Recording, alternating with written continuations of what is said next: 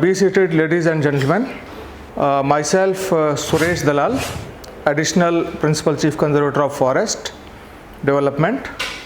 And आजकल मैं जो मेरा जॉब प्रोफाइल है उसमें ट्रेनिंग एक इम्पॉर्टेंट एरिया है ऑफ माय वर्क. एंड आज जो हम पढ़ने जा रहे हैं, सीखने जा रहे हैं, वो एक नया टॉपिक है और इसको हम कहते हैं प्रोडक्शन फॉरेस्ट्री और हिंदी में कहेंगे उत्पादन वानिकी. प्रोडक्शन से अर्थ है कि जो वन उपज जो तैयार हो गई है, कटने को तैयार है, उसकी हार्वेस्टिंग करना. अब हमें समझना और पढ़ना है कि जो वृक्ष कटाई के लिए देय हो गए हैं, उन वृक्षों को हमने किस विधि से काटना है, काट करके जो पेड़ गिर गया है उससे टिम्बर की प्राप्ति कैसे करनी है, और जो उसका जो क्राउन वाला पार्ट है उससे बालन कैसे निकालना है. तो ये जो फॉरेस्ट प्रोड्यूस है जब हमें प्राप्त हुई तो उसकी रिकॉर्डिंग कैसे करनी है, और फॉरेस्ट डिपो से उसको सेल डिपो जहाँ फाइनली इस वन उपज की बिकवाली होगी, वो प्रक्रिया और उसके रिकॉर्डिंग सिस्टम को जानना है. लेकिन इससे पहले हम थोड़ा सा रिफ्रेश कर लेते हैं उस टॉपिक को जो आपने सिल्वीकल्चर में पढ़ा है कि कोई भी वृक्ष एक प्रजाति विशेष का वो काटने योग्य कब हो जाता है. सिल्वीकल्चर पढ़ते हुए हमने देखा कि साल दर साल वृक्ष जो बढ़ोतरी गेन करता है उसको हम एनुअल इंक्रीमेंट कहते हैं, और एक साल के बाद दूसरे साल के अंदर जो बढ़ोतरी हुई उसको सेकेंड ईयर की एनुअल इंक्रीमेंट बोला. थर्ड ईयर के अंदर जो बढ़ोतरी प्राप्त हुई उसको थर्ड ईयर का इंक्रीमेंट बोला.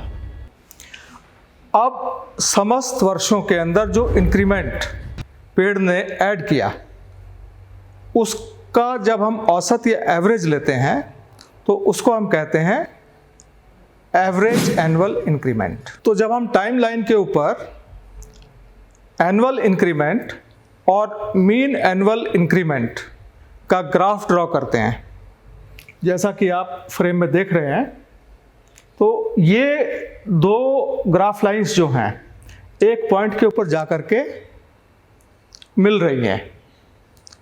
वो जो पॉइंट विशेष है उसके करस्पॉन्डिंग जो वृक्ष की आयु है, हम उस वृक्ष को काटने की वो आयु निर्धारित करते हैं. इस उम्र को हम वृक्ष की रोटेशन एज बोलते हैं, इकोनॉमिकल रोटेशन एज. हालांकि उस वृक्ष को अगर ना काटा जाए तो वो कई साल और जीवित रहेगा. जब प्राकृतिक तौर पर वृक्ष की स्वतः मृत्यु हो जाती है तो उस उम्र को हम कहते हैं silvicultural rotation of the tree. लेकिन हम उस सिल्वीकल्चरल रोटेशन एज तक वृक्ष को काटने का इंतज़ार नहीं करते हैं. क्यों?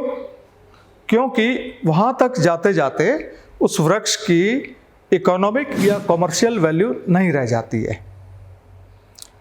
रोटेशन एज वो एज है जहाँ पर कोई भी वृक्ष उस आयु में यदि उसका पातन किया जाता है तो उससे हमें मार्केट वैल्यू उसकी प्राप्ति वो मैक्सिमम होती है. अब समझने की ये बात है कि ऐसा क्यों होता है. वृक्ष का जब रोपण हुआ और उसने बढ़ना शुरू किया तो बढ़ोतरी उसकी दोनों दिशाओं में होती है. लेटरल यानी कि उसकी लपेट या गर्थ में उसकी बढ़ोतरी होती है, और उसकी एपिकल ग्रोथ यानी कि ऊपर की तरफ भी उसकी बढ़ोतरी होती है. तो जो कास्ट उसके अंदर प्रथम कुछ वर्षों के अंदर जुड़ता है, ऐड होता है या वो गेन करता है, तो हम कहते हैं कि उसमें increment is getting added at increasing rate, यानी कि इंक्रीमेंट ऐड होने की जो रफ्तार है वो वर्ष प्रति वर्ष बढ़ रही है। तो ये बढ़ोतरी का जो आप ग्राफ के अंदर देख रहे हैं, एक उसकी एज आ जाती है जहाँ पर वो बढ़ोतरी जो है कुछ समय के लिए वो स्टेबल हो जाती है और उसके बाद उस बढ़ोतरी के अंदर गिरावट आती है। वृक्ष पतला नहीं होना शुरू होता है, बढ़ता फिर भी है, लेकिन उसकी जो बढ़त है वो कमतर दर से शुरू हो जाती है।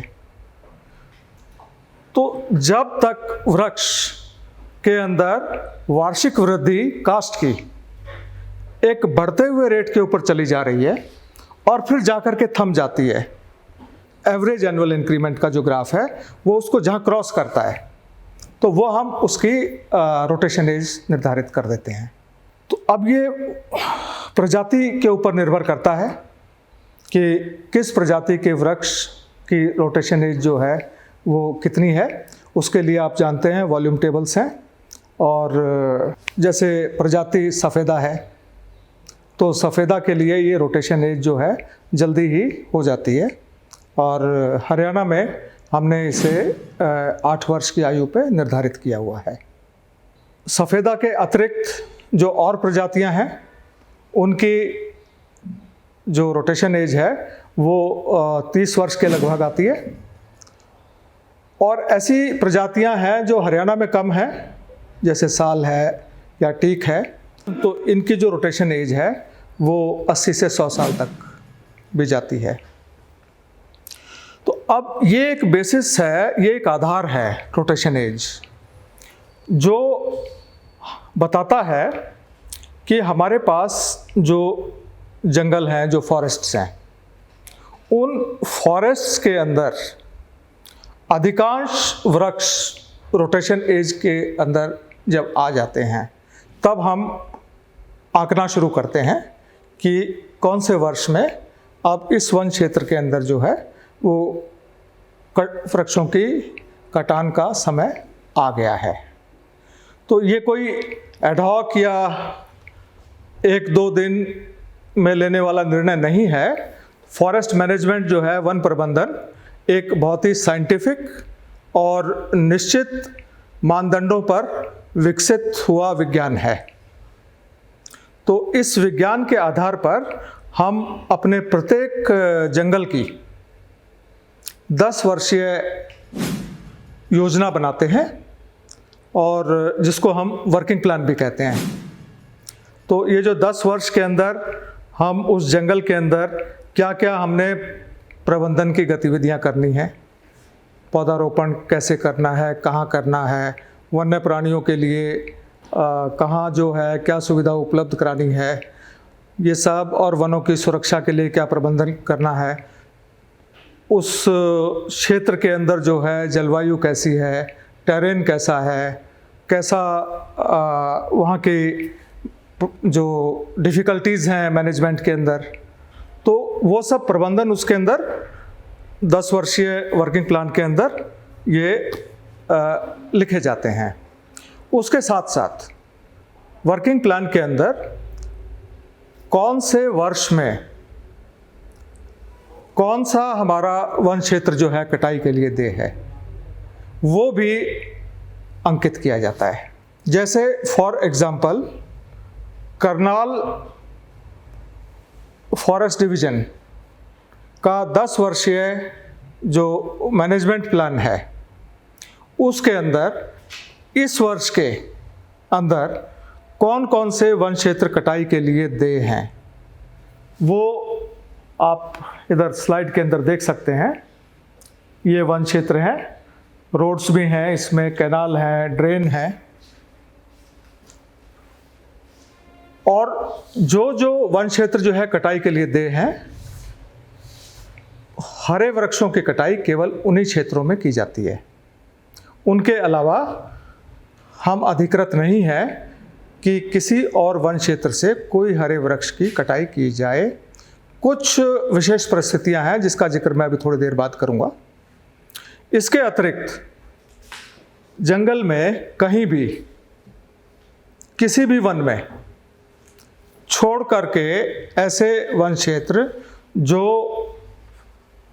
नेशनल पार्क या सेंचुरी या वाइल्ड लाइफ प्रोटेक्शन एक्ट के अंदर जो है, जो नोटिफाइड है, उन वन क्षेत्रों को छोड़ करके बाकी और जितने भी वन क्षेत्र हैं उनमें जो जो वृक्ष अपनी सिल्वीकल्चर रोटेशन पे आकर के सूख जाते हैं या आंधी तूफान के अंदर गिर गए, उन वृक्षों का भी पातन या निकासी की जाती है। तो अब क्योंकि ऐसे वृक्षों के पातन या निकासी जो है उसकी प्रक्रिया जो है वो ग्रीन फेलिंग का, जो हरे खड़े वृक्षों की कटाई का जो हम प्रोसीजर समझेंगे वो सारा उसके अंदर कवर हो जाता है। उसी का ही जो जो आवश्यकताएं हैं उनको फॉलो करके हम कार्रवाई कर लेते हैं। तो इसलिए उनकी हम अलग से पढ़ाई नहीं करेंगे, हम पढ़ाई करेंगे केवल ऐसे वन क्षेत्रों में कटाई और उनके कन्वर्जन और उनकी ढुलाई सेल डिपो में, और फिर सेल डिपो में जो नीलामी वन उपज की जानी है। तो जनरल स्टडी हम अभी जो है आज से हम शुरू कर रहे हैं। अब वृक्षों के प्रति कि अनावश्यक वृक्ष ना कटें, अनाधिकृत वृक्ष ना कटें और किसी की मनमानी इच्छा से वृक्ष ना कटें, इसलिए ये जो 10 वर्षीय मैनेजमेंट प्लान जो बनाया जाता है किसी भी फॉरेस्ट डिवीज़न के लिए, इसकी अनुमति स्वीकृति भारत सरकार के ministry of environment, forest and climate change के द्वारा दी जाती है। तो जो वृक्ष जिनके काटने की अनुमति भारत सरकार से प्राप्त नहीं है, हम उन वृक्षों की कोई कटाई करने के लिए अधिकृत नहीं हैं, सिवाय ऐसे वृक्षों के जो किसी कारण से जान माल की सुरक्षा के लिए खतरनाक ना हो गए हों। साधारण परिस्थितियां जिनमें आमतौर पर वृक्षों की कटाई की जाती है, जिन वन क्षेत्रों में की जाती है, वो अभी हमने समझा। इसके अतिरिक्त आजकल ये जो विकास का दौर है, इसमें वन क्षेत्रों की आवश्यकता पड़ती है वन भूमि को विकास कार्यों में उपयोग करने के लिए, ख़ास तौर पर सड़कों को चौड़ा करने के लिए। हरियाणा में जैसा कि आप सब जानते हैं कि जो सड़क के साथ लगते जो पट्टीनुमा क्षेत्र हैं वो सुरक्षित वन है और सड़कों को आजकल काफ़ी चौड़ा किया जा रहा है। तो साइड की जो आज फॉरेस्ट लैंड है उसको डाइवर्शन किया जाता है रोड को चौड़ा करने के लिए, एंड बहुत मात्रा में सड़कों के साथ साथ पेट्रोल पंप लग रहे हैं। उन पेट्रोल पंप्स पर आने जाने का रास्ता इन वन क्षेत्रों के थ्रू ही जाता है, तो इनका भी जो है उपयोग होता है। तो जब भी किसी भी विकास कार्य के लिए किसी वन क्षेत्र को उपयोग करना हो तो ऐसा भारत सरकार की पूर्व अनुमति जो फॉरेस्ट कंजर्वेशन एक्ट 1980 है उसकी धारा 2 के अंतर्गत लिए बगैर नहीं किया जा सकता। अब हम कुछ समय बाद फील्ड में एक प्रैक्टिकल जो पेड़ के काटने की प्रक्रिया है वो देखेंगे।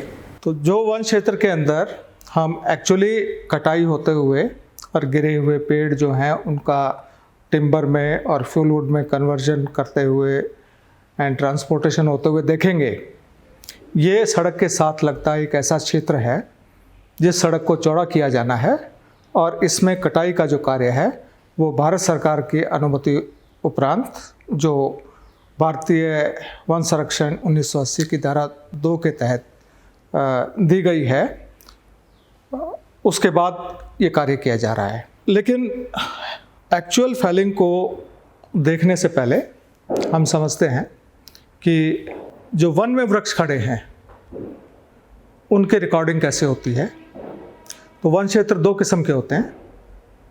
एक है जो सड़कों के किनारे जो पेड़ लगे हुए हैं, नहरों के, ड्रेनों के किनारे जो पेड़ लगे हुए हैं, पट्टी नुमा रूप में हैं। ऐसे वन क्षेत्रों के अंदर हर वृक्ष की गणना की जाती है और उसको एक गणना नंबर दिया जाता है। तो गणना की प्रक्रिया आपको एक अन्य क्लास में अलग से पढ़ाई जाएगी। यहाँ पर बस इतना समझ लें कि हर वृक्ष की एक पहचान है, उसका एक यूनिक नंबर है। उस प्रोसेस को हम इन्यूमरेशन कहते हैं और उस वृक्ष का जो इन्यूमरेशन नंबर है वो एक रजिस्टर के अंदर जो है वो सीक्वेंस में दर्ज किया जाता है, जिसको हम कहते हैं इन्यूमरेशन रजिस्टर। इन्यूमरेशन रजिस्टर के अंदर ऐसे पट्टीनुमा वन क्षेत्रों में खड़े 100% वृक्षों का इंद्राज होता है और ये वन रक्षक के लिए ये जानने के लिए कि भाई उसका कोई पेड़ मिसिंग तो नहीं है, कोई चोरी तो नहीं हो गया है, ये जानकारी करने के लिए और वृक्षों की सुरक्षा करने के लिए बहुत आवश्यक है। क्योंकि ये ऐसे क्षेत्र हैं जहाँ पर वन लंबाई में है, चौड़ाई में नहीं है और इन वनों के साथ साथ रास्ते सीधे सीधे लगे हुए हैं। इसलिए यदि इनकी जो सुरक्षा है उसका पुख्ता इंतजाम ना किया जाए तो वृक्ष एक बहुमूल्य है और इनके जो है चोरी का अंदेशा रहता है। इसके विपरीत जो ब्लॉक फॉरेस्ट्स हैं जिनकी लंबाई चौड़ाई जो है वो काफ़ी अधिक है, ऐसे वन क्षेत्रों में गणना या इन्यूमरेशन नहीं की जाती है।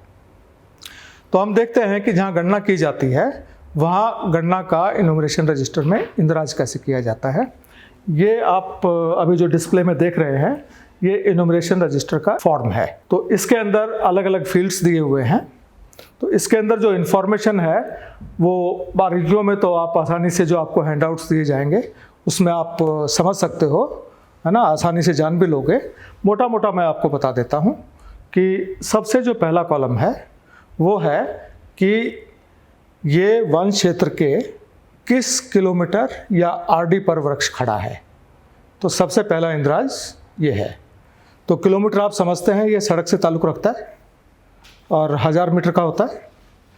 आरडी का प्रयोग हम करते हैं, आरडी का मतलब होता है रनिंग डिस्टेंस, और इस मेजरिंग यूनिट का हम प्रयोग करते हैं कि नहर और जो ड्रेन्स हैं उसमें इरिगेशन डिपार्टमेंट का ट्रेडिशनल जो वो डिस्टेंस नापने का जो तरीका है वो रनिंग डिस्टेंस में है, जो लगभग 333 मीटर लंबाई का होता है। उसके बाद है इसमें कि कौन सी प्रजाति का ये वृक्ष है और इस वृक्ष को गणना नंबर क्या दिया गया है। इस वृक्ष की ब्रेस्ट हाइट पर लपेट कितनी है। अब ब्रेस्ट हाइट ही क्यों लेते हैं, ये एक कन्वेंशन है पूरे हिंदुस्तान में, all over India, and not all over India, all over world जो है देखा ये गया कि ये जो हमारी चेस्ट की हाइट है, वृक्ष को जो है फीता लेकर के जो है जब हम इस हाइट पे नापते हैं तो ये सबसे कन्वीनियंट है और बगैर किसी थकान के, बगैर किसी टायर्डनेस के जो है इस हाइट के ऊपर जो मतलब अगर कोई एक्सपेरिमेंट्स वगैरह करने हैं तो उसको लिया जाता है 1.37 मीटर्स, 1.37 मीटर। लेकिन जब हम साधारण काम कर रहे हैं तो हर वृक्ष के साथ हम जो है फीता लेके नहीं चलते, उसमें हम अपना ब्रेस्ट हाइट के ऊपर उसकी गर्थ नाप ली हमने, तो इसको हम कहते हैं गर्थ एट ब्रेस्ट हाइट, उसका इंद्राज किया। अब ये जो गर्थ आई है ये हमारा आधार बनता है ये जानने के लिए कि जो वृक्ष खड़ा है इसका खड़ा घनत्व कितना है, इस वृक्ष का वॉल्यूम कितना है। तो वॉल्यूम वैसे तो वृक्ष है, नापना बड़ा मुश्किल है, ऊंचाई बहुत है और परफेक्ट सिलेंडर भी नहीं है कि पाई आर एल फॉर्मूला लगा दें, टेपर है बीच में, फिर ऊपर जा कर के क्राउन भी है। तो वो जो क्राउन है उसको वॉल्यूम जो है किस तरीके से करेंगे, लेकिन इन सब चीज़ों को स्टैंडर्डाइज करके जो हमारे साइंटिस्ट्स हैं, जो हमारे अच्छे फॉरेस्ट ऑफिसर्स हैं, उन्होंने जो है एक स्टैंडर्डाइज्ड वॉल्यूम टेबल्स बनाए हुए हैं।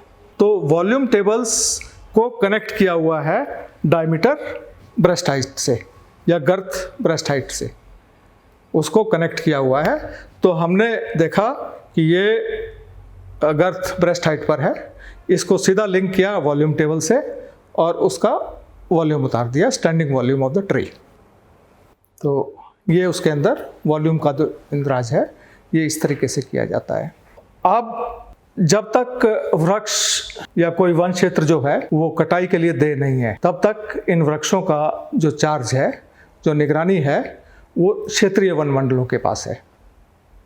लेकिन जब वन क्षेत्र का कटने का समय आता है और पेड़ों की कटाई की जानी है, तो ये कटाई का कार्य क्षेत्रीय वन मंडल द्वारा नहीं किया जाता है।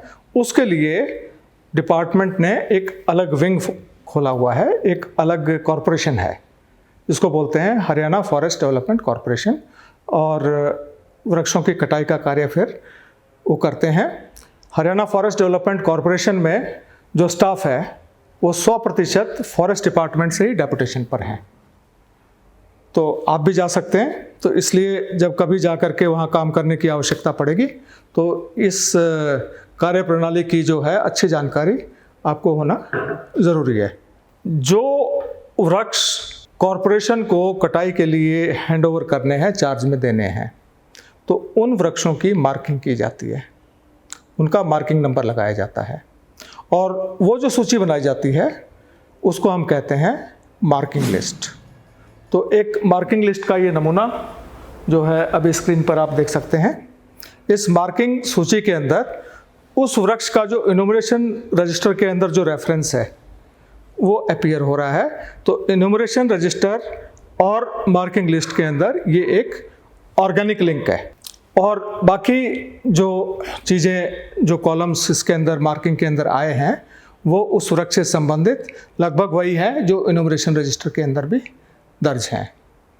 मार्किंग सूची तैयार हो गई तो टेरिटोरियल या क्षेत्रीय जो वन मंडल है उनके जो रेंज अधिकारी हैं वो चार्ज सौंपते हैं इन वृक्षों का हरियाणा फॉरेस्ट डेवलपमेंट कॉरपोरेशन को। और हरियाणा फॉरेस्ट डेवलपमेंट कॉरपोरेशन जो है वो कटाई का काम करती है और कटाई करने के उपरांत वो फिर उनको सूचित करते हैं टेरिटोरियल को कि हमने वृक्ष काट लिए। और ये जो लॉट नंबर आपने दिए थे तो उसमें यदि किसी कारण से कुछ वृक्ष नहीं काटे जाते, कोई भी कारण हो सकता है, तो जो वृक्ष नहीं काटे गए तो वो फॉरेस्ट डेवलपमेंट कॉरपोरेशन उन वृक्षों को वापस टेरिटोरियल को चार्ज में दे देती है।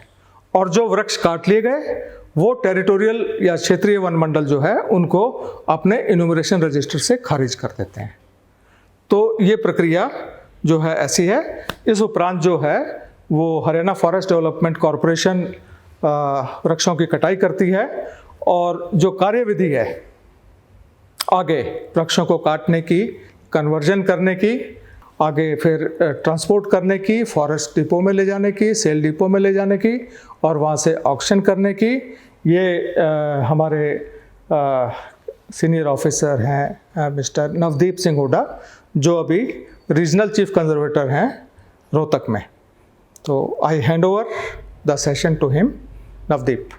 नमस्कार, मैं नवदीप हुड्डा, मैं चीफ कंजर्वेटर रोहतक हूँ। मुझसे पूर्व आपको समझाया गया कि मार्किंग लिस्ट कटाई हेतु फैलिंग एजेंसी अर्थात हरियाणा वन विकास निगम को हैंड ओवर की जा चुकी है। अब हम ये समझेंगे कि मौके पर एक्चुअली में कटाई का कार्य किस प्रकार से एग्जीक्यूट किया जाता है। ब्रॉडली स्पीकिंग, जो कटाई की प्रक्रिया है इसको 3 कैटेगरीज में विभाजित किया जा सकता है: felling, transportation and finally stacking. तो मैं सबसे पहले फेलिंग की प्रक्रिया को एक्सप्लेन करूँगा। उसके लिए आप ये एक बार वीडियो देखेंगे, इसमें आपको सारी प्रक्रिया मौके पर समझाई जाएगी कि किस प्रकार से कटाई का कार्य और उससे संबंधित रिकॉर्ड कीपिंग की जा रही है। हम इस वक्त करनाल मेरठ रोड पर खड़े हैं और जैसा कि आप देख पा रहे हैं इस सड़क के दोनों तरफ जो पेड़ खड़े हैं उनकी कटाई का कार्य किया जा रहा है। यहाँ यह बताना बहुत महत्वपूर्ण है, बहुत इम्पॉर्टेंट है कि इस पर्टिकुलर रीच को कटाई के लिए क्यों सेलेक्ट किया गया है। यह रीच, यह स्टिफ फॉरेस्ट, जो दोनों तरफ का क्षेत्र है जहाँ पर पेड़ खड़े हैं उसे हम स्टिफ फॉरेस्ट बोलते हैं। इस स्टिफ फॉरेस्ट का चुनाव कटाई के लिए इसलिए किया गया है कि इस रोड की दोनों तरफ वाइडनिंग की जानी है, अर्थात ये 2 लेन से 4 लेन ये रोड की जाएगी। तो वाइडनिंग के अंतर्गत जो metalled part of the road वो इंक्रीज़ होगा, उसमें जो पेड़ आएंगे उनकी कटाई की जाएगी। यह कटाई करने का जो प्रोसीजर है उसमें सबसे पहले इन वृक्षों की कटाई हेतु ये कटाई का कार्य आरंभ किया जाता है। कटाई किस प्रकार से की जाती है, उसमें सबसे पहले जो प्रक्रिया है वह है मार्किंग लिस्ट। क्षेत्रीय विंग द्वारा, क्षेत्रीय विंग जो टेरिटोरियल ब्रांच है विभाग की, वह इन वृक्षों की इंचार्ज है, अर्थात जिसके चार्ज में ये वृक्ष होते हैं वह इसकी मार्किंग लिस्ट तैयार करते हैं। जैसा कि मैंने बताया कि हम करनाल मेरठ रोड एक स्टिफ फॉरेस्ट इसके साथ एक कटाई हेतु प्रस्तावित क्षेत्र में खड़े हैं। यहाँ यह भी स्पष्ट करना आवश्यक है कि यह क्षेत्र भारतीय वन अधिनियम 1927 के तहत प्रोटेक्टेड फॉरेस्ट डिक्लेयर्ड है, अर्थात इसमें जो भी स्टॉक यहाँ पर मौजूद है, जो भी वृक्ष यहाँ पर मौजूद है, वह विभाग के रिकॉर्ड में एक एन्यूमरेशन रजिस्टर, एक हमारा डॉक्यूमेंट होता है, एन्यूमरेशन रजिस्टर में दर्ज होता है।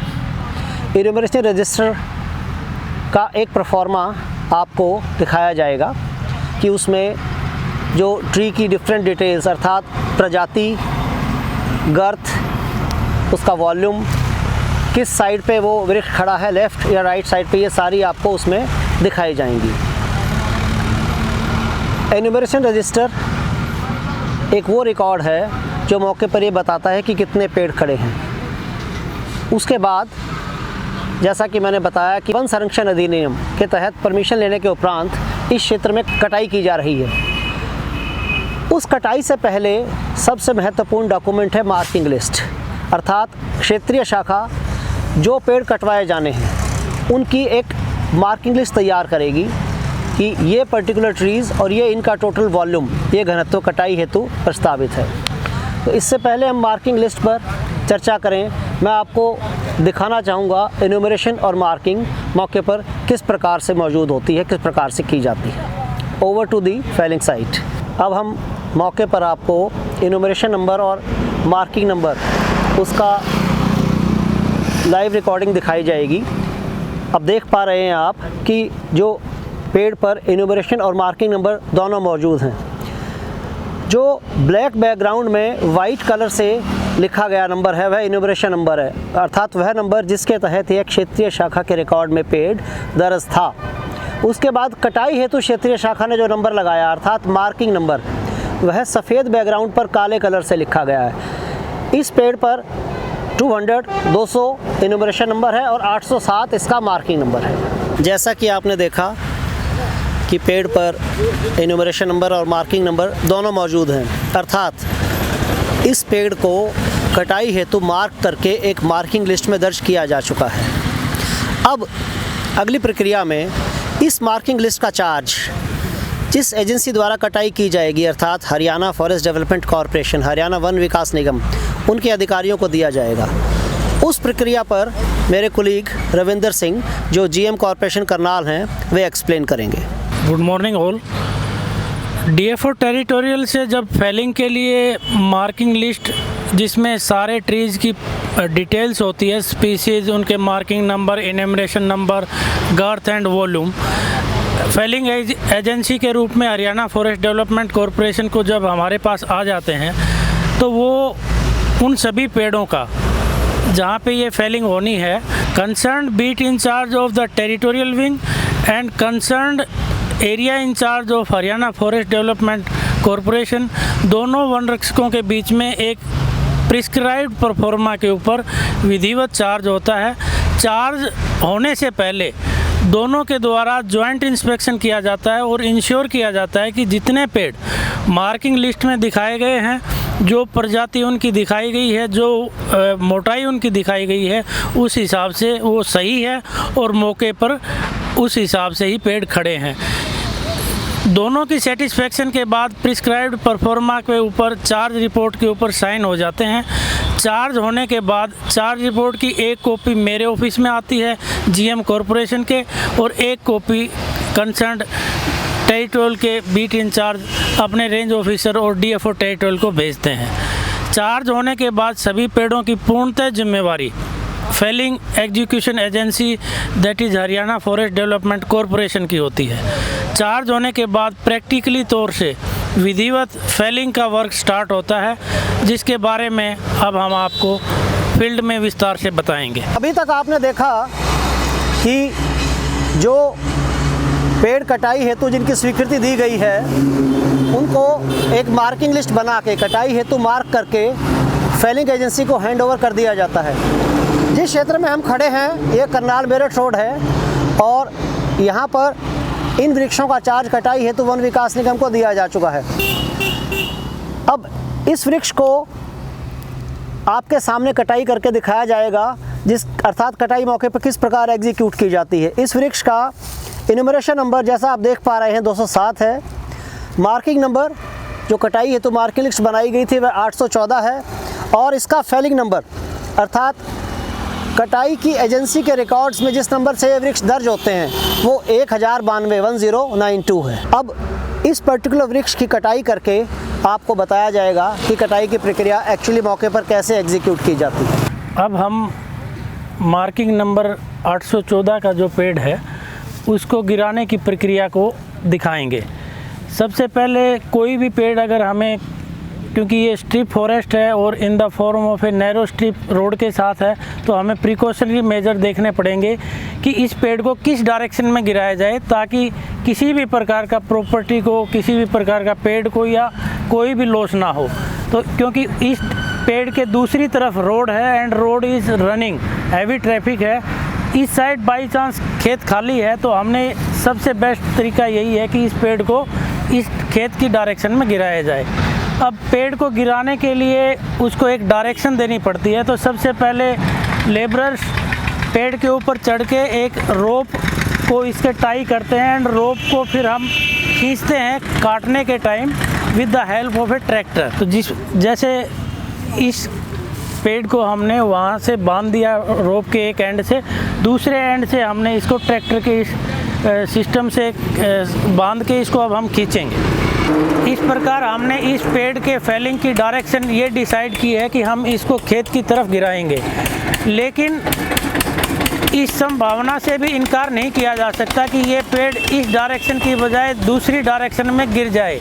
अगर ये पेड़ दूसरी डायरेक्शन में गिरता है तो क्योंकि इसके दूसरी तरफ ट्रैफिक चल रहा है, रोड रनिंग है, तो वहाँ अगर ये गिरेगा तो इससे जान माल का नुकसान हो सकता है। तो हमारे लिए ये इम्पोर्टेंट है कि हम दूसरी साइड भी ट्रैफिक को रोकें, जिसके लिए हमने इस डायरेक्शन में बोर्ड लगाया है लोगों को वार्न करने के लिए कि फेलिंग का काम चल रहा है, और जब एक्चुअल में ये पेड़ गिरेगा तो हम इस ट्रैफिक को रोकेंगे। इसके लिए हमारा फ्लैगमैन और स्टाफ वहाँ पर मौके पर रहेगा ताकि किसी प्रकार की कोई मिसहैपनिंग या एक्सीडेंट ना हो। अब हम इस पेड़ को गिराएंगे, हमने डायरेक्शन पहले ही डिसाइड कर रखी है कि हम इसको खेत की डायरेक्शन में गिराएंगे। तो सबसे पहले इसका एक डायरेक्शनल कट दिया जाएगा, पहले कुल्हाड़े से इसका कुछ एक मार्किंग सी की जाएगी, उसके बाद आरे से इसकी फेलिंग की जाएगी। तो आप मार्किंग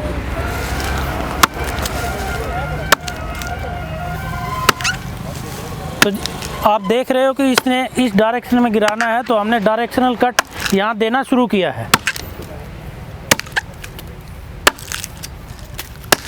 डायरेक्शनल कट जितना संभव हो ज़मीन की जो सरफेस है उसके साथ हो, ताकि वुड की वेस्टेज ना हो, क्योंकि valuable would in the form of round timber maximum हमारा तने के नीचे के हिस्से के ऊपर होता है, क्योंकि जैसे जैसे पेड़ ऊपर जाएगा इसकी गर्थ घटती जाती है।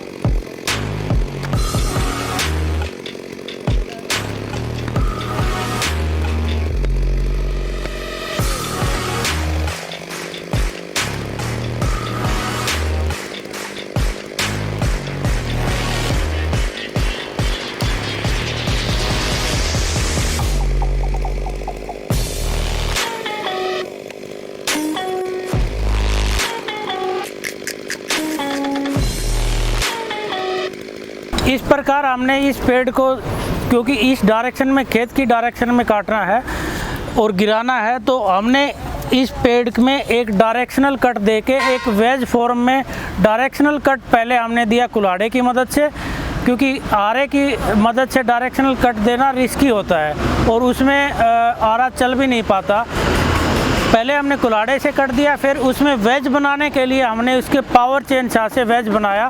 इस प्रकार हमने इस पेड़ के ऊपर एक वेज कट देके, इसको डायरेक्शनल कट बोलते हैं, वो देके अब हम इसकी एक्चुअल फेलिंग करेंगे। एक्चुअल फेलिंग करने के लिए वेज कट का जो लोअर पार्ट है, लोअर, इसके थोड़ा सा ऊपर इसके अपोजिट डायरेक्शन में फेलिंग कट किया जाएगा। फेलिंग कट आप स्टार्ट करें।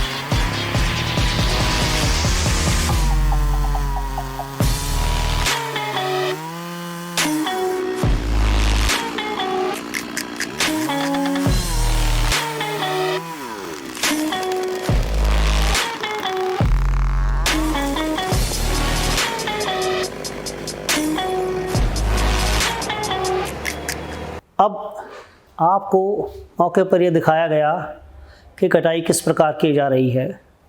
यहाँ बहुत ही बलपूर्वक, बहुत ही एम्फेटिकली मैं पुनः यह दोहराऊंगा कि इस बात को समझें कि इस कार्य से जुड़े क्या क्या रिस्क हैं, क्या क्या खतरे हैं, किस प्रकार की दुर्घटनाओं की संभावना है। इसके लिए वन विकास निगम ने एक प्रॉपर सेफ्टी मैनुअल तैयार किया गया है। उसकी प्रति अभी आपको डिस्प्ले की जाएगी और उसकी प्रति आपको बतौर हैंड आउट भी दी जाएगी। उसमें मुख्य तौर पर कुछ बातें जो मैं व्यक्तिगत तौर पर भी कवर करना चाहूँगा। जब हम किसी भी स्टिफ फॉरेस्ट में, अर्थात सड़क के साथ लगते वन पट्टी में कटाई का कार्य कर रहे हैं, तो हमें यह सुनिश्चित करना है कि वह वृक्ष सड़क पर ना गिरे, वह वृक्ष साथ की किसी संपत्ति पर ना गिरे, वह वृक्ष किसी नहर की बर्म पर ना गिरे, किसी नहर के बर्म को ना तोड़ दे, वहाँ से लीकेज होकर कल को नहर ही टूट जाए, उससे किसी प्रकार का कोई एक्सीडेंट ना हो जिससे कोई जान माल का नुकसान हो जाए। इसके लिए सबसे पहले तो तमाम अतिरिक्त प्रबंधों के अलावा भी यह सुनिश्चित किया जाता है कि उस पर्टिकुलर मोमेंट पर जब वृक्ष गिरता है, दोनों तरफ बोर्ड लगाकर तथा फ्लैग मैन नियुक्त करते हुए रास्ता रोक दिया जाए, ट्रैफिक रोक दिया जाए। क्योंकि हम कोशिश करते हैं कि एक प्रिस्क्राइब डायरेक्शन में, एक सेलेक्टेड डायरेक्शन में पेड़ को गिराया जाए, लेकिन ज़रूरी नहीं है कि वो उसी डायरेक्शन में गिरेगा। हवा के झोंके से या टहनियों के असमानांतर इनइक्वल वेट डिस्ट्रीब्यूशन की वजह से पेड़ कई बार अनचाही दिशा में भी गिर जाता है। तो उचित होगा कि जहाँ जहाँ उसके प्रोबेबल एरियाज़ हैं गिरने के, उनको हम पहले ही सुरक्षित कर लें। दूसरा जो बहुत ही महत्वपूर्ण है, उसकी डायरेक्शन ऑफ फॉल। जो आपकी फेलिंग पार्टी है वे प्रायः सभी टेक्निकल लेबर हैं और वो साल दर साल ये कार्य करते आ रहे हैं, लेकिन हमारा बतौर फेलिंग इंचार्ज, बतौर फेलिंग एजेंसी है, उत्तरदायित्व तो बनता है कि हम सुनिश्चित करें कि टेक्निकल इंस्ट्रक्शंस के अकॉर्डिंगली, जो टेक्निकल नोट में दिया गया है, फेलिंग वेज उस साइड में बनाया जाए जैसा आपको वीडियो में एक्सप्लेन किया गया है प्रॉपरली। जिस साइड में हम चाहते हैं कि पेड़ गिरे, फेलिंग वेज पे अल्टीमेटली पेड़ अपने आप रेस्ट करेगा और उस डायरेक्शन में गिर जाएगा। जो फेलिंग कट है वो उसके डायगनली अपोजिट दूसरी डायरेक्शन में दिया जाता है और द मोमेंट इट टचेज, और इन दोनों के अलावा एक अतिरिक्त पुल एक ट्रैक्टर से बांध के भी, उस पेड़ के एक रस्सी से बांध के भी उस डायरेक्शन में एक पुल दिया जाता है कि उस वेज के अलावा भी वो पेड़ उसी डायरेक्शन में गिरे जिस डायरेक्शन में हम उसे गिराना चाहते हैं। इसके अलावा कुछ और सावधानियां हैं कटाई से जुड़ी हुई, वो विस्तृत तौर पर मैनुअल के अंदर एक्सप्लेन की गई है। अब हम ये मान रहे हैं कि हमने सुरक्षित तौर पर पेड़ को गिरा लिया। जैसे आपने वीडियो में देखा, ये पेड़ हमने किसान के खेत में गिराया है क्योंकि इस समय फसल कटी हुई है, किसान को कोई आपत्ति नहीं है। लेकिन अगर ये फसल मौके पर मौजूद होती तो एक शाखा से भी किसान को आपत्ति होती है और वो मना करता है कि मेरी फसल आपके किसी भी वृक्ष या इसकी टहनी से ख़राब नहीं होनी चाहिए।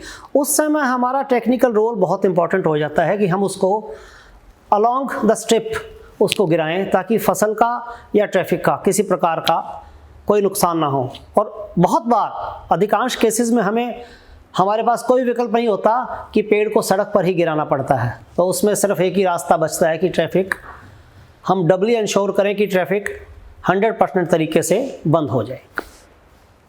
अब पेड़ गिर गया, अब इसकी बात आती है इसकी मेजरमेंट्स की। मेजरमेंट्स अर्थात जो आपका वृक्ष गिर गया, अभी तक तो वो एक वृक्ष के तौर पर आपके पास उसका रिकॉर्ड मौजूद था, लेकिन अब आपको बतौर टिम्बर उसका रिकॉर्ड अपने डिपार्टमेंटल लॉगिंग फॉर्म्स में दर्ज करना है। उसमें सबसे पहले आपका जो सबसे इम्पॉर्टेंट डॉक्यूमेंट है जिसके बेस पे आगे सारे डॉक्यूमेंट्स जनरेट होते हैं, that is DL1 departmental logging form. ये this is the spine of the entire logging operation. ये बहुत ध्यान से इसका भरा जाना अति आवश्यक है। इसमें 3 प्रकार की मेजरमेंट्स इन्वॉल्व हैं। लेंथ ऑफ लॉग, जो टुकड़ा हम काटेंगे, उसकी गर्थ, और फाइनली उसकी वॉल्यूम कैलकुलेशन।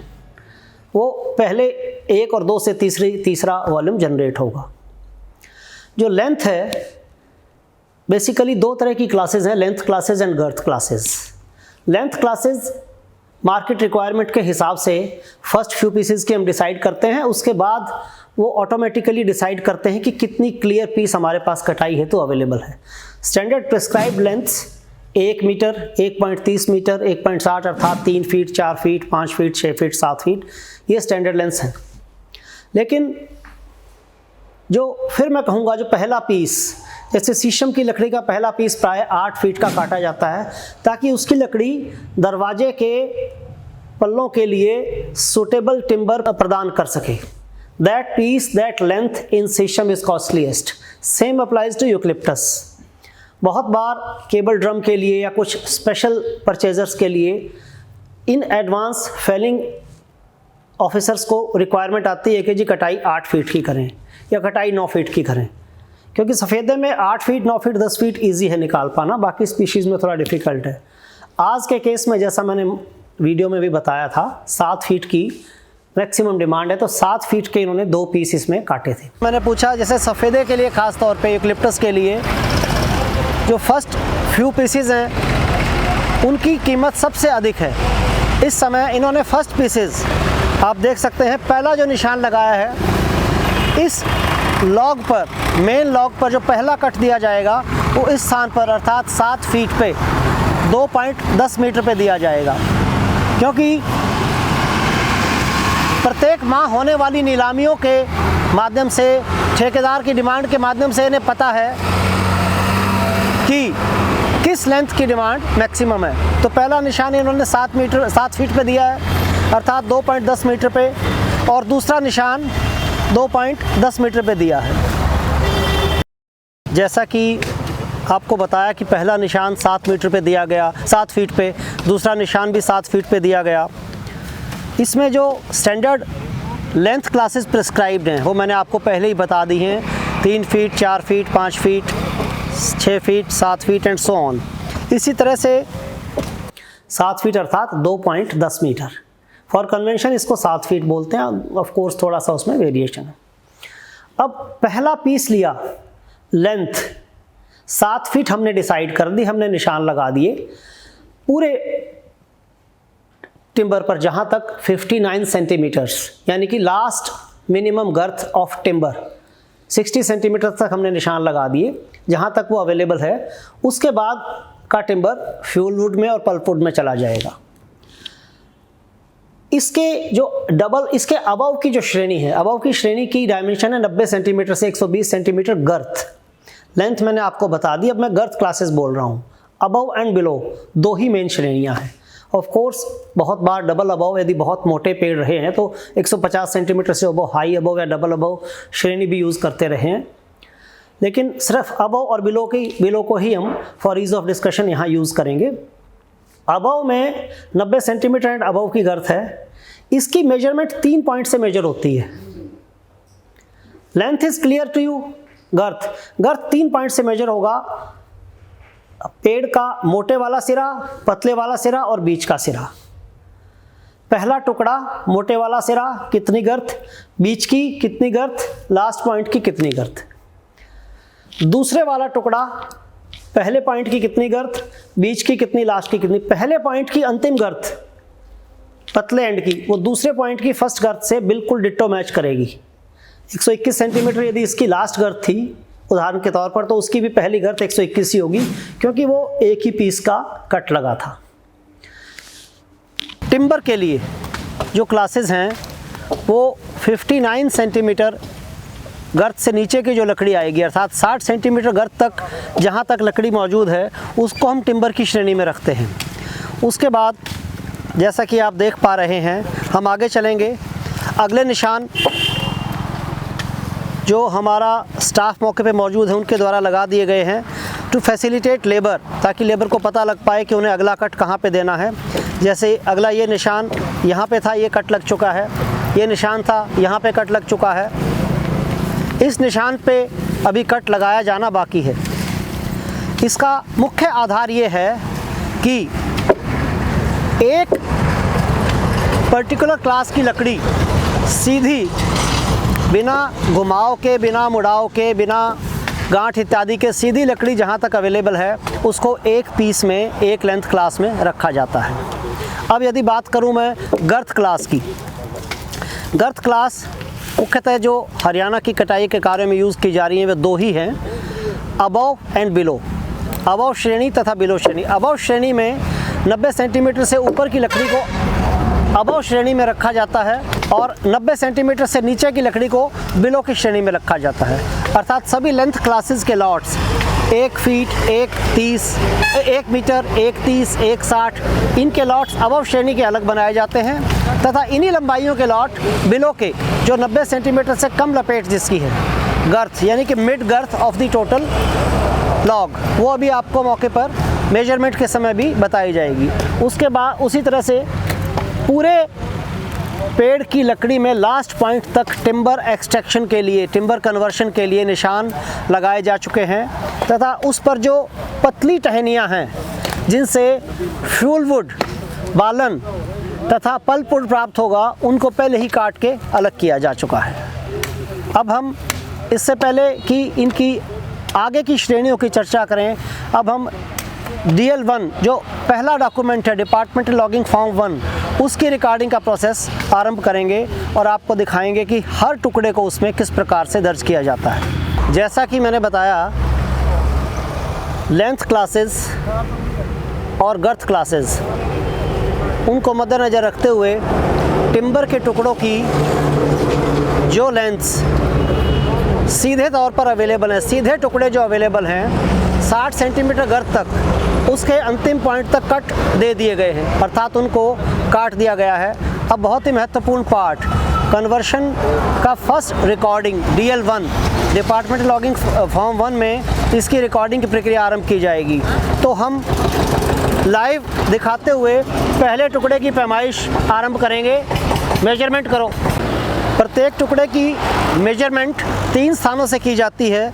लोअर एज अर्थात नीचे वाला सिरा, अपर एज अर्थात ऊपर वाला सिरा और बीच की लपेट। 3 स्थानों से इसकी लपेट अर्थात गर्थ की मेजरमेंट की जाती है और लेंथ भी रिकॉर्ड की जाती है। अब DL1 का परफॉर्मा एक बार इधर दें।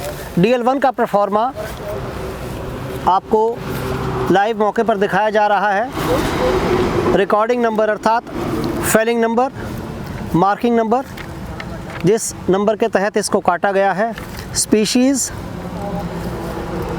गर्थ, ये जो गर्थ इन्होंने लिखी है 148, ये इन्यूमरेशन रजिस्टर की गर्थ, मार्किंग लिस्ट की गर्थ इन्होंने मेंशन की है। ये गर्थ क्लास जो डिपार्टमेंट की गर्थ क्लास स्पेसिफाइड हैं। Log number, the first and most important part of recording, ये पहला लॉग है। इस पहले लॉग की लंबाई 220 है। इसकी एक सिरे पर इसकी लपेट, इसकी गर्थ 178, बीच में 150 और दूसरे सिरे पर 129 है। ये तीनों एक बार मेजरमेंट करेंगे, मिड गर्थ मेजरमेंट करेंगे। आप देख पा रहे हैं कि इसकी जो मिड गर्थ है वो दोबारा मेजर करवाई जा रही है फॉर क्रॉस चेकिंग। 1:10 पे लिए सर, कितनी है? 150 सेंटीमीटर। अब इसकी 150 सेंटीमीटर दर्ज की गई है। इसकी दोनों तरफ जो रिकॉर्डिंग की गई है अब वो मैं आपको दिखाऊंगा। इसके एक सिरे पर लिखा गया है इसकी लंबाई और इसकी मिड गर्थ, और दूसरे सिरे पर इस टुकड़े का नंबर अर्थात 1 और इसका फैलिंग नंबर 1092 1092।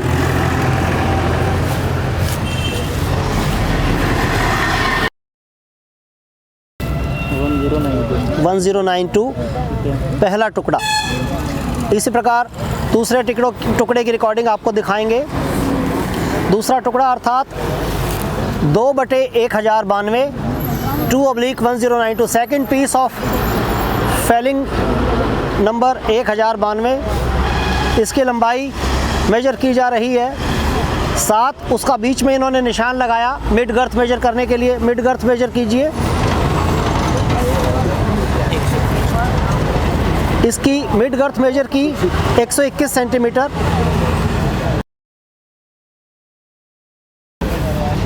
और 121 सेंटीमीटर मौके पर दर्ज की गई। पहली मेजरमेंट 129 थी, जो इस दूसरे टुकड़े की पहली मेजरमेंट 129 जो पहले टुकड़े की लास्ट मेजरमेंट के बराबर होगी। 129 और 129, इससे किसी भी टुकड़े को क्रॉस वेरीफाई किया जा सकता है कि कहीं इसके बीच में से कोई टुकड़ा मिसिंग तो नहीं है, कोई मेजरमेंट गलत रिकॉर्डेड तो नहीं है। यह इतनी ट्रांसपेरेंट और फ्लॉलेस प्रक्रिया है कि इसमें यदि कोई गलती है उसको रजिस्टर से भी आइडेंटिफाई किया जा सकता है और मौके की मेजरमेंट किसी भी वक्त पुनः चेक की जा सकती है। अब हम आगे चलेंगे तीसरे टुकड़े पर।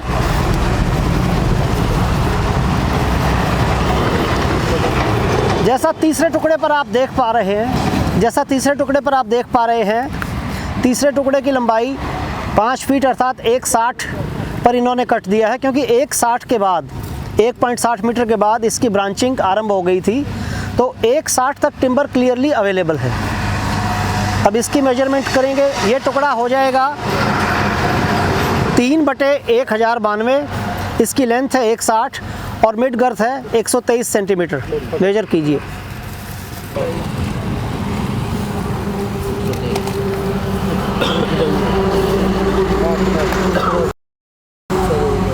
– 123 सेंटीमीटर।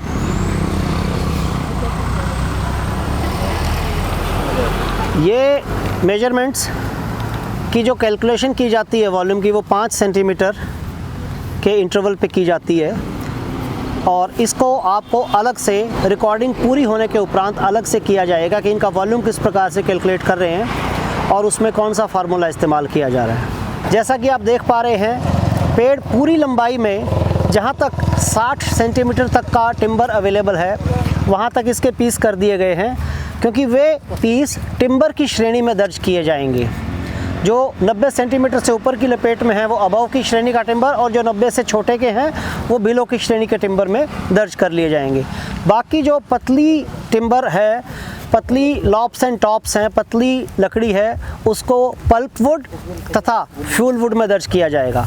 पल्प वुड की जो मेजरमेंट है वो 40 सेंटीमीटर से 59 सेंटीमीटर तक है। 40 सेंटीमीटर मिड गर्थ से लेकर 59 सेंटीमीटर मिड गर्थ तक की लकड़ी पल्प वुड या ग्रेड 1 फ्यूल वुड भी इसे कहा जाता है, उसके तहत दर्ज की जाती है।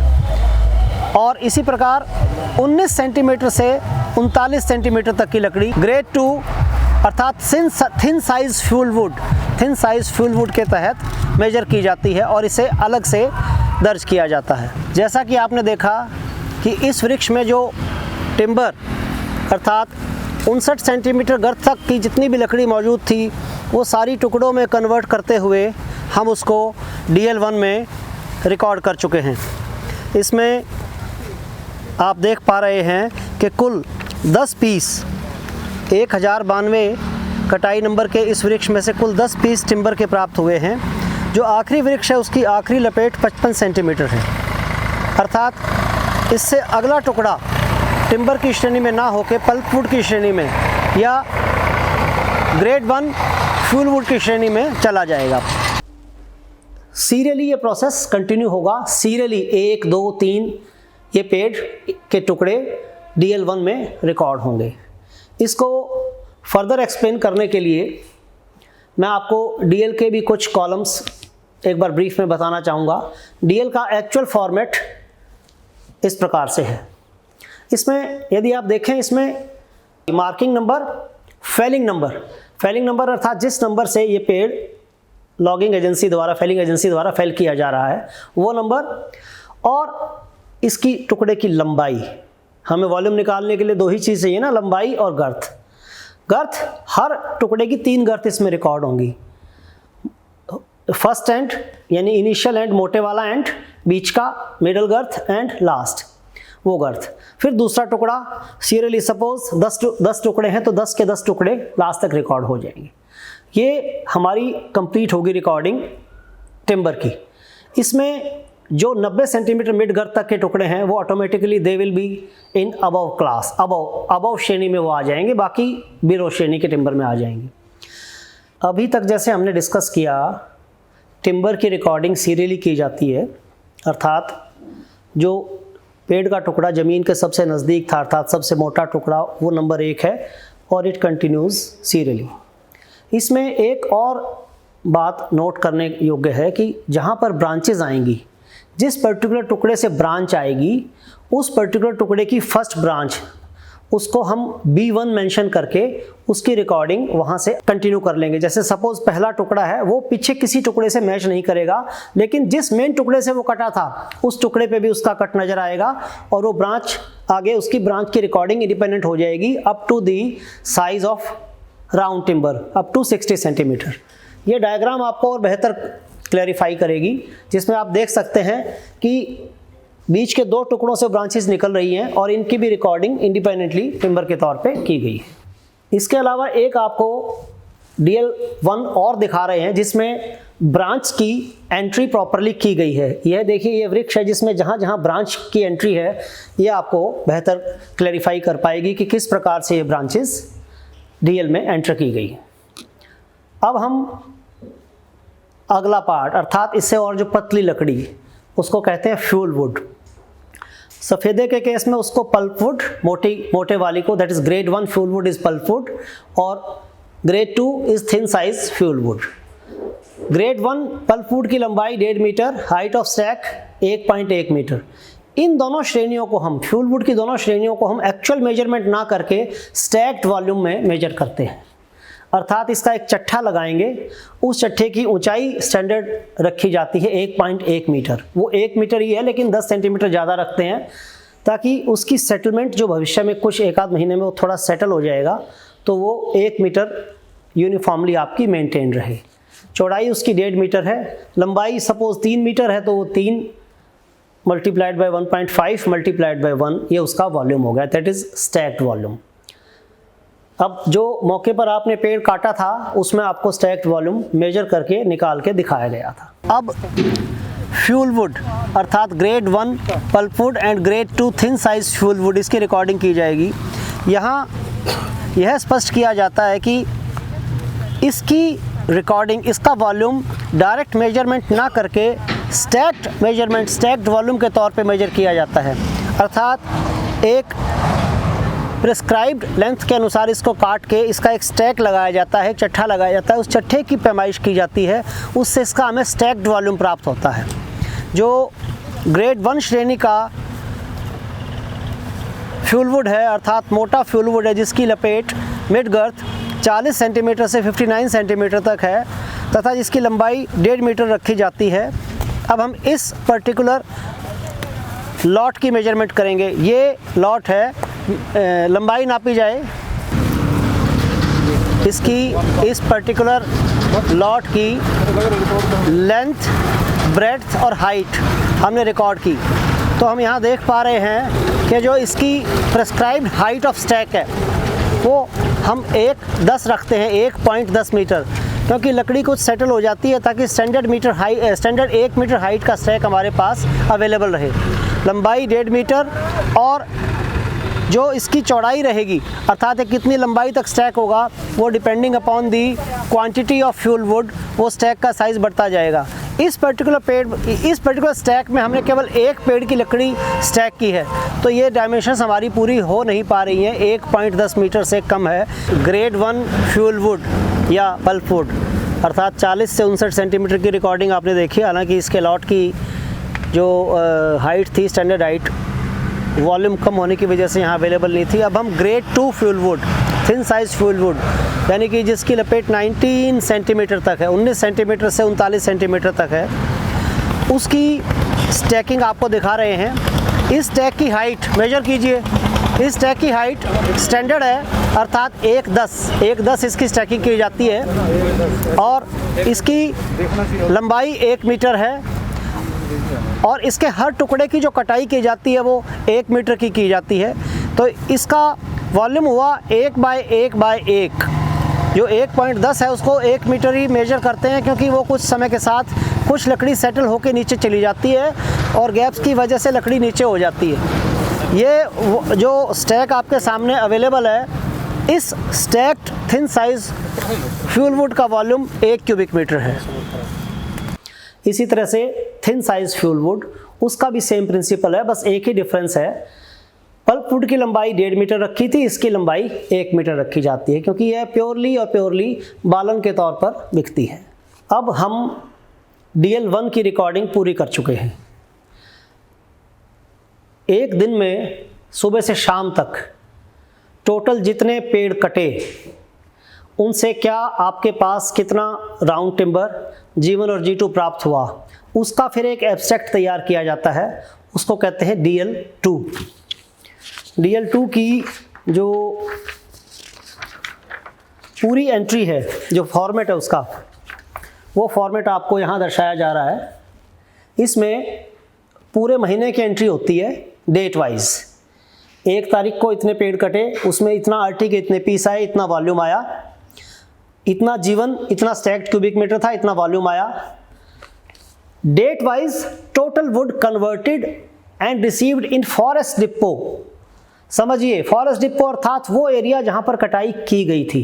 फॉरेस्ट डिपो और सेल डिपो, इसको बार बार समझिए। सेल डिपो अर्थात इसको जहाँ पर ले जाके बेचा जाएगा। फॉरेस्ट डिपो जहाँ पर ये काटा गया है। फॉरेस्ट डिपो में जितनी लकड़ी आई वो DL2 में एंटर होगी आपकी।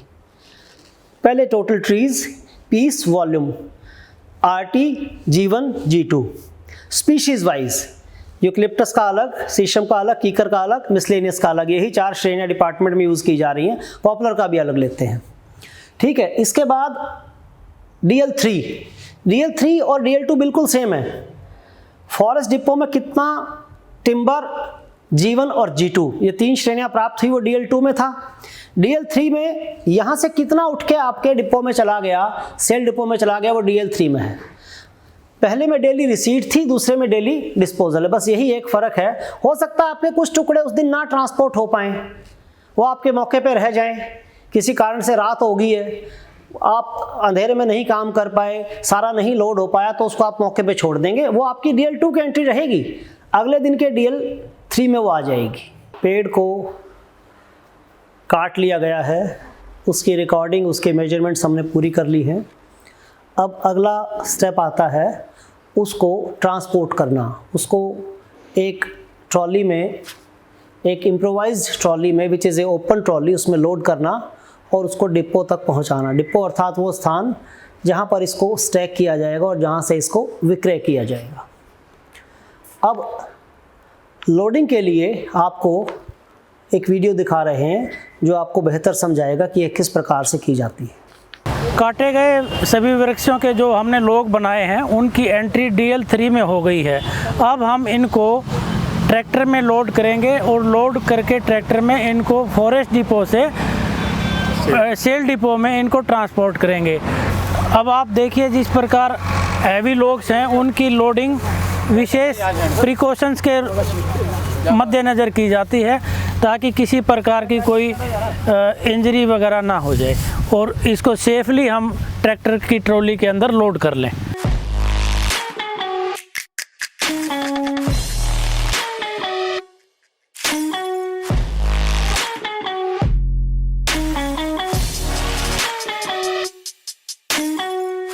अब हम जो लोग्स बनाए थे उनकी ट्रैक्टर की ट्रॉली के अंदर लोडिंग कर रहे हैं और जो हैवी लोग्स होते हैं उनकी लोडिंग विशेष प्रिकॉशंस के रूप में और सावधानी से करनी चाहिए ताकि किसी प्रकार की कोई इंजरी ना हो और हम सेफली उसकी लोडिंग कर लें।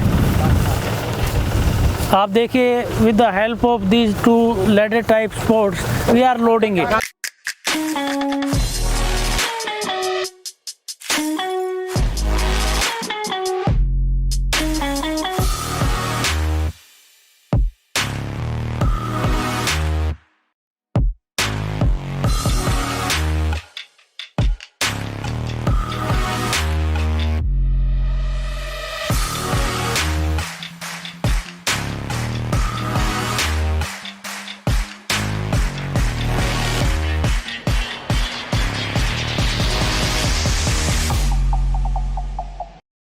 इस प्रकार जो भी फेलिंग साइट पे पेड़ कटते हैं उनके लोग्स बनते हैं, उनकी हम सभी की लोडिंग करते हैं और फॉरेस्ट डिपो से सेल डिपो में उसका ट्रांसपोर्ट किया जाता है।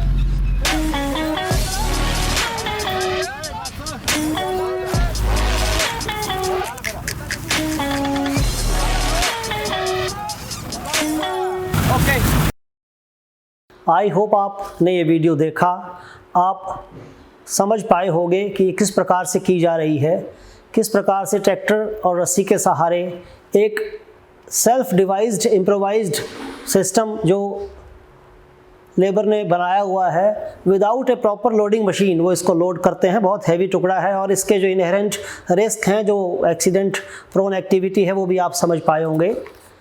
ये कहने का सिर्फ एक मेरा यही मतलब है कि स्किल्ड लेबर के बगैर ये कार्य संभव नहीं है।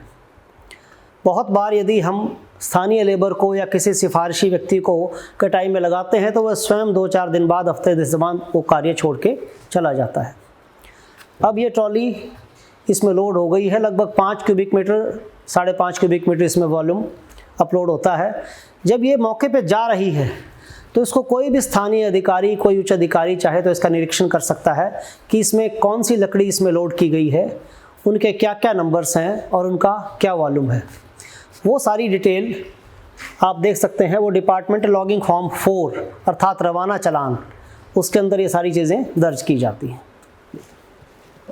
ये फॉर्म सेल्फ स्पीकिंग है, इसमें species, number of the log, volume और टोटल कितने टुकड़े उस व्हीकल में लोड किए गए हैं, सारा आपके सामने क्लियर है। इस डिस्कशन के साथ फॉरेस्ट डिपो की सारी एक्टिविटी हमारी पूर्ण होती है। इसके बाद हम सेल डिपो में आपको लिए चलते हैं। मेरे कोलीग जीएम करनाल रविंद्र धनखड़ आपको फर्दर एक्सप्लेन करेंगे कि उसके बाद कौन कौन से डिपार्टमेंट लॉगिंग फॉर्म्स रोल में आते हैं और किस प्रकार क्या क्या प्रक्रियाएं उसके बाद की जाती हैं। Thank you.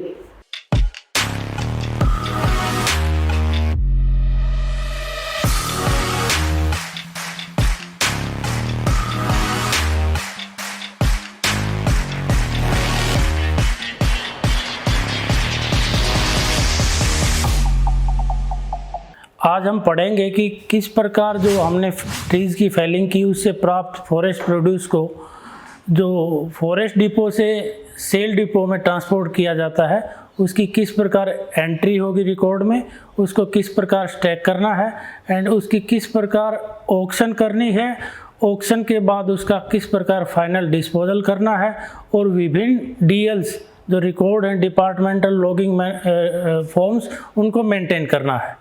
तो जैसा कि आपको बताया गया कि DL4 में रवाना के तहत फॉरेस्ट प्रोड्यूस फॉरेस्ट डिपो से सेल डिपो में ट्रांसपोर्ट किया जाता है। As and when forest produce sale depot में रिसीव होता है, डिपो इंचार्ज उसकी एंट्री DL2 में करता है। DL2 का नमूना पीछे है, आप देखेंगे कि इसमें कॉलम है कि स्पीसीज़ वाइज कितना राउंड टिम्बर हमें, कितने लोग्स प्राप्त हुए, उसका कितना वॉल्यूम है, कितना हमें स्टैक्ड फ्यूलवुड प्राप्त हुआ, कितनी हमें स्टेम्स जड़ें प्राप्त हुई। तो ये सब डे टू डे बेसिस पे, ऊपर डेट लिखी हुई है इसमें 16, 17, 18, डे टू डे बेसिस पे इसकी डिपो इंचार्ज एंट्री करता रहता है। जब सफिशिएंट क्वांटिटी में फॉरेस्ट प्रोड्यूस डिपो में, सेल डिपो में अराइव हो जाता है तो उसकी लोट बनाए जाते हैं।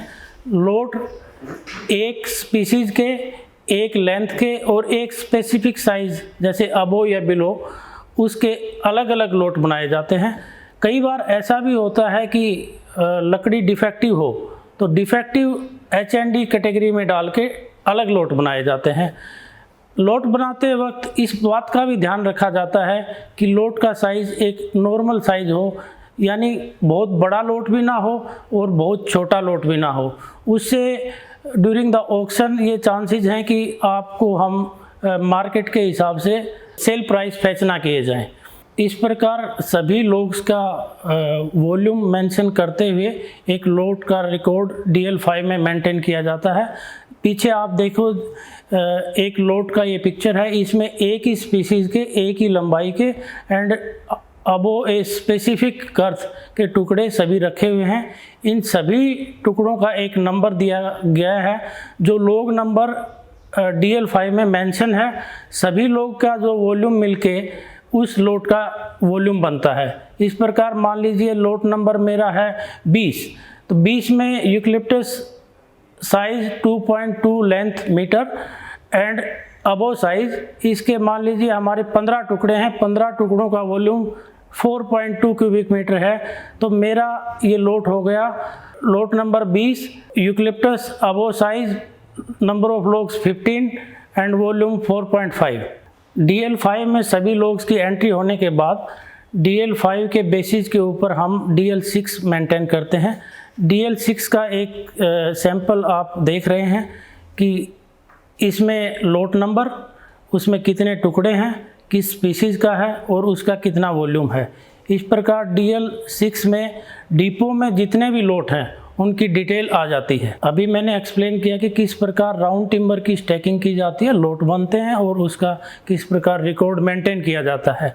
इसी प्रकार जो फ्यूलवुड हमें प्राप्त होती है जिसमें 2 कैटेगरी हैं G1 एंड G2, उसका भी स्टैकिंग की जाती है, लेकिन इसमें स्टैकिंग स्टैक्ड मीटर के हिसाब से की जाती है। हम 1.1 मीटर का ऊंचा स्टैक और लंबाई और उसकी चौड़ाई as per availability of the space and as per availability of the quantity of the fuelwood हम स्टैकिंग करते हैं। 1.1 मीटर रखने का मेन पर्पज़ ये है, उसका रीज़न ये है कि with the passage of time अपने ही वजन से स्टैक नीचे बैठ जाता है और हम चाहते हैं कि जब उसकी ऑक्शन हो उसकी मिनिमम हाइट 1 मीटर रहे, इसलिए 1.1 इनिशियल उसकी हाइट मेंटेन की जाती है। इस प्रकार फ्यूलवुड की स्टैकिंग एक इन लोट्स में की जाती है। फ्यूलवुड की स्टैकिंग का volume length into breadth into height, height क्योंकि 1 मीटर है तो इसलिए लेंथ इंटू ब्रेड्थ इंटू 1 करके स्टैक्ड क्यूबिक मीटर में आ जाता है। जिस प्रकार हमने लोट के वॉल्यूम की और डिटेल की DL5 और DL6 में एंट्री की, उसी प्रकार हम फ्यूलवुड की G1 और G2 की रिकॉर्डिंग DL5 और DL6 में करते हैं। इस प्रकार फ्यूलवुड राउंड टिम्बर के लोट बनाने के बाद उसकी डिपो में स्टैकिंग की जाती है और उसके बाद डिपो का जो लेआउट दिखता है उसका एक डिस्प्ले आपके सामने है। स्टैंडर्ड कंडीशन में जो डिपो का लेआउट होना चाहिए, एक standard layout of the depot, उसका भी एक नमूना आपके सामने है। इसके हैंडआउट भी आपको दिए जाएंगे ताकि आपको इसके बारे में विस्तृत रेफरेंस पर्पज़ के लिए यूज़ किया जा सके। सेल डिपो में प्राप्त सभी फॉरेस्ट प्रोड्यूस का जिस प्रकार अब हमने एक्सप्लेन किया कि उनके लोट बना दिए जाते हैं। लोट बनाने के बाद अल्टीमेटली हमारा ऑब्जेक्टिव है इस फॉरेस्ट प्रोड्यूस को ऑक्शन करना, डिस्पोज ऑफ करना, सेल करना। सेल करने का तरीका ओपन ऑक्शन के माध्यम से किया जाता है। ऑक्शन में डालने से पहले सभी लॉट्स की एक रजिस्टर में एंट्री की जाती है जिसको DL7 या ऑक्शन लिस्ट बोलते हैं। जब ऑक्शन लिस्ट हमारी तैयार हो जाती है तो हम न्यूज़पेपर में तथा अपनी वेबसाइट के ऊपर ऑक्शन नोटिस डालते हैं कि किस डिपो में किस तारीख को किस टाइम पे और अप्रोक्सीमेट कितनी क्वांटिटी फॉरेस्ट प्रोड्यूस की ऑक्शन की जाएगी, ताकि इसकी एक वाइड पब्लिसिटी हो जाए। DL7 का एक नमूना आप पीछे देख रहे हैं। इसमें दिखाया जाता है कि कौन कौन से लॉट ऑक्शन के लिए पर्टिकुलर डेट के ऊपर ऑक्शन किए जाएंगे।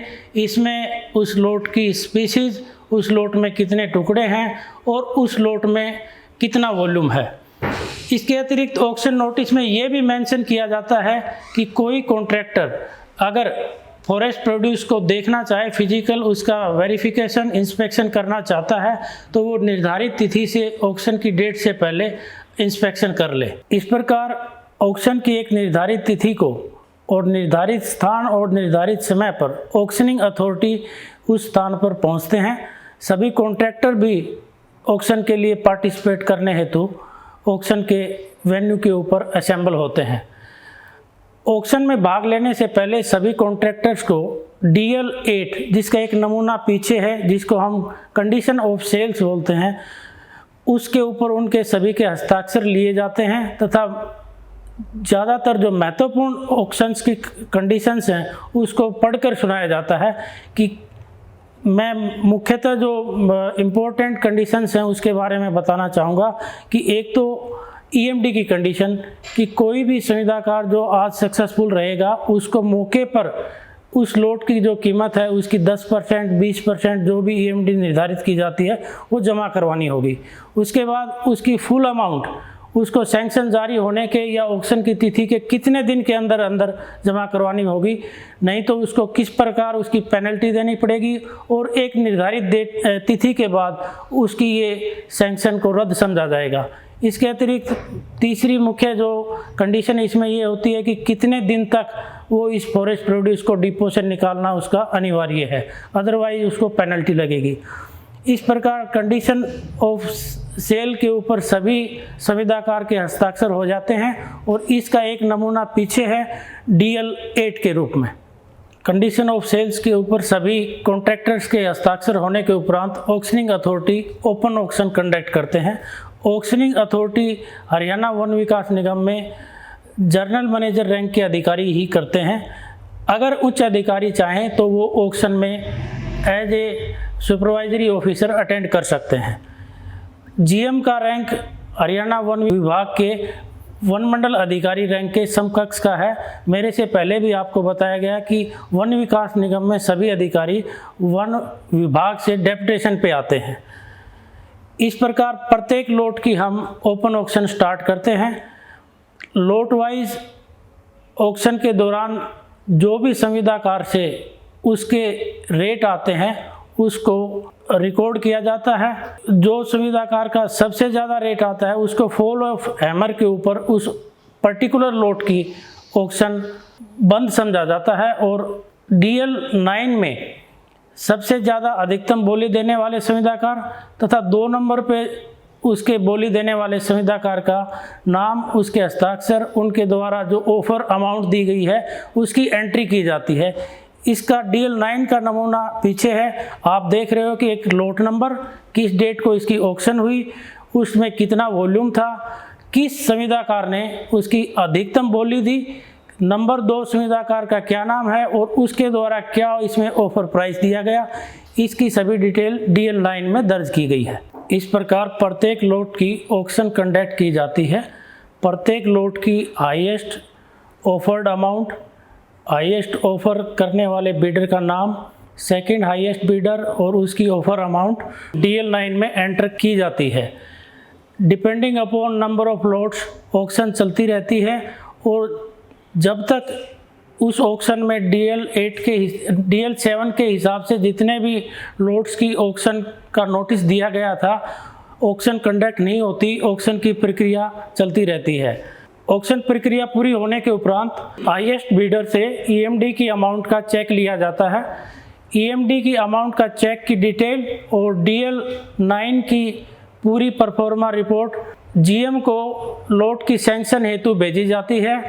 कार्यालय GM कार्यालय में सभी डिटेल की चेकिंग के बाद और ये इंश्योर होने के बाद कि कंसर्न्ड बिडर के द्वारा EMD डिपॉजिट कर दी गई है, उसके द्वारा ऑफर की गई सेल अमाउंट हमारी रिजर्व प्राइस से अधिक है और सक्षम अधिकारी के स्वयं विवेक के कि मार्केट के हिसाब से उसको लगता है कि रेट ठीक आए हैं, तो उन सब तथ्यों को ध्यान में रखते हुए सक्षम अधिकारी उस ऑक्शन को सैंक्शन कर देता है।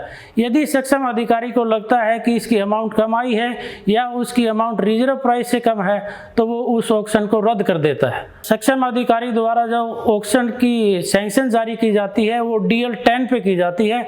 DL 10 का परफॉर्मा पीछे आप देख रहे हो, इसमें प्रत्येक लोट की उसमें डिटेल, किस डेट को ये ऑक्शन हुआ, हाईएस्ट बिडर का नाम और उसको ये लोट कितनी अमाउंट में सैंक्शन किया गया है और वो कब तक इस फॉरेस्ट प्रोड्यूस को डिपो से निकालेगा और बैलेंस अमाउंट जो EMD को छोड़ के सेल अमाउंट में से बचती है उसको किस निर्धारित तिथि तक जमा करवाएगा, उसकी पूर्ण सूचना DL 10 जो कि सैंक्शन ऑफ बिड है उसमें दी जाती है।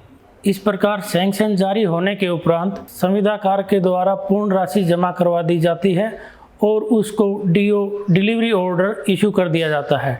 डिलीवरी ऑर्डर के बेसिस के ऊपर वह फॉरेस्ट प्रोड्यूस फॉरेस्ट डिपो से निकाल लेता है और उसकी एंट्री कंसर्न डिपो इंचार्ज के द्वारा DL 6 में कर दी जाती है। इस प्रकार जो लोट हमने बनाए थे DL 5 के बेसिस के ऊपर उनके DO के बेसिस पर खारिज कर दिया जाता है और इस प्रकार ये प्रक्रिया पूर्ण हो जाती है।